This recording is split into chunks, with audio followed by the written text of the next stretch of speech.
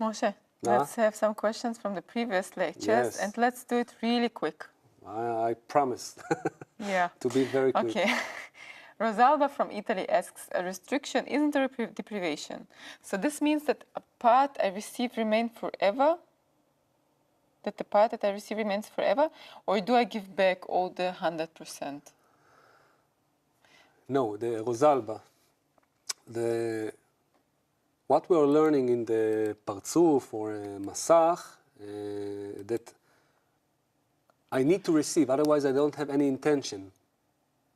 If I don't receive nothing, there is only, okay, I want to, in some way, to stick to you. I'm not receiving, at least, so I'm close to you, but I'm not fulfilling the purpose of creation. I need to receive. But the intention is not on the action of, the restriction is not on the action of receiving. It's on the intention of receiving, on the intention that I want to exploit you, to think only of myself. This is where the restriction is. So you can receive, and we will, all of the pleasures in the world. The only thing is, where is your intention? This is the work. Yeah, actually we have to know that all about us is that we are the will to receive. And if we annul the will to receive, we will annul ourselves. Like, we will not exist. So we will receive forever. We will never change that. We will just control it with the right intention. Liberto from Germany asks, only the ego is concentrated on myself. When we get selfishness, when we give away the ego, does our personality change? From the ego, we get the we? Not like, do we become less ego concentrated?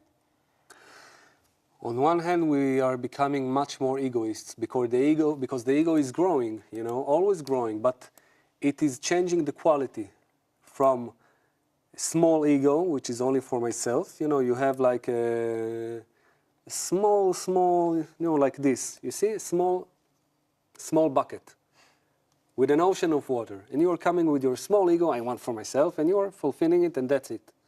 Or you are changing the quality from this small ego to something much bigger. To this whole room. A whole room, or where I'm connected already with some friends, and we're creating a vessel to be united. This is a bigger ego, and it's still an ego. We, yes? And there is a much more bigger vessel. We, not only as a group, but with the whole humanity, let's say. And then there's a bigger vessel that I want all of this for the Creator. So the ego, the will to receive, is always growing. Why? What does it mean? Let's do it like shortly. There is the Malchut. You remember, right? But at the beginning, we're not working with that. And then we're scrutinizing this will to receive, piece after piece, layer after layer, until we go to the bottom of this. This is the real correction. So when I'm going just to -1 floor, then I need to increase my bestowal or my connection with the friends in +1. And then I'm going again -2. Much more bigger will to receive, much more discernment, much more. With this will to receive, it's our sense. You feel the entire existence, the entire reality, worlds, partzufim, but in an egoistic way, to yourself. And then you need to correct it.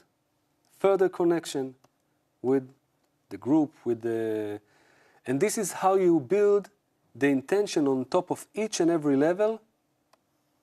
Let's call it plus infinity, plus Ein Sof of bestowal.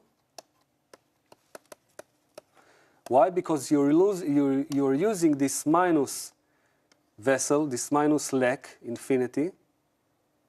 How? With the intention to bestow. This is the whole story. That's it? Okay. Isabel from Madrid asks, can we track the forming light, probably she means the correcting light, just with our intention? Only with our intention, Isabel. I mean, what do you think? There is a certain kind of a rope, like I'm pulling it, or we're doing like some smoke rings, you know, like in India, or a dance like shamans and surrounding light. What do you think we're doing? Surrounding light is what, if you remember from the drawing of the Parzuf, is these desires which still cannot receive the pleasure with the intention to bestow. That's it. These are the uncorrected desires.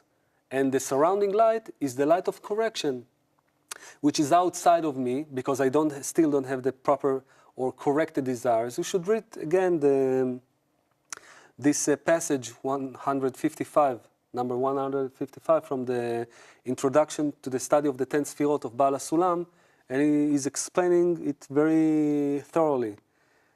And when I'm creating this intention, this need with the friends together, that we want to attract this upper light, that we want to increase our desire, our common desire to spirituality, then only by this togetherness it's working, because the Parzuf, the Masach, all of these things are in a reality where we're connected. It's not a reality where I'm one, egoistic.